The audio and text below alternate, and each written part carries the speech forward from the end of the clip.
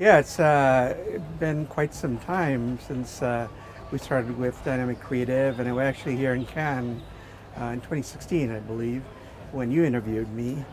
And the industry has changed quite a bit. Obviously, the last couple of years have gotten quite interesting with retail media, and Amazon showed up in the port right across the street there. And so what we've been doing is kind of transforming from the dynamic creative technology that we've developed to creating a very specialized platform for retail media networks, allowing brands to easily run campaigns across all of the different retail media networks that have come about since then. So tell us how that works in terms of the media. So is it on-site, is it off-site, is it a combination? So it's a combination. So initially, as you probably know, when retail media started out, it was all just product listings, sponsorships, and so on and so forth. But almost every retailer has now gone offsite to other media platforms like Meta, offsite to programmatic, CTV, in-store, and so on and so forth. So it's really all of that. We had the underlying technology to deliver ads to all of that and deliver dynamic creative there. So we built a layer on top of that to make it really easy to launch these campaigns in quickly and easily. So we say you can launch a campaign in less than 5 minutes, and we do deliver on that. So tell us about DaVinci and the new product.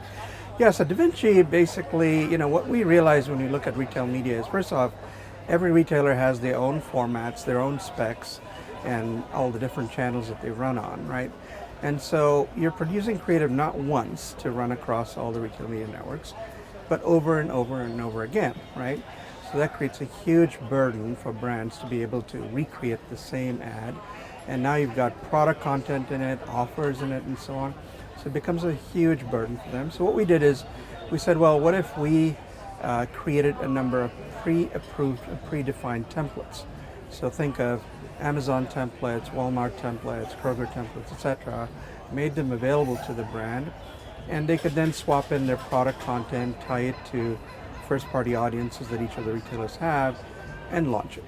And by doing that, we reduce the amount of time that it takes to launch a campaign from weeks to minutes, because you just pick a template, pick the products you want to advertise, tie it to different audiences, and we've integrated into the DSP platforms and the APIs of Amazon and Meta and so on and so forth to make that process really easy and straightforward. Yes, as we sit here 10 years on from when we met last time, commerce media has really become huge. In fact, it's the largest group of our sponsors. Today we're sponsored by CVS, and we'll be sponsored by Albertsons. And how do you attribute the growth of retail media, and where might it be going? Yeah, that's a great question, and that's the reason we, jumped into it, so to speak, because advertising has all been about data and the precision of data, right?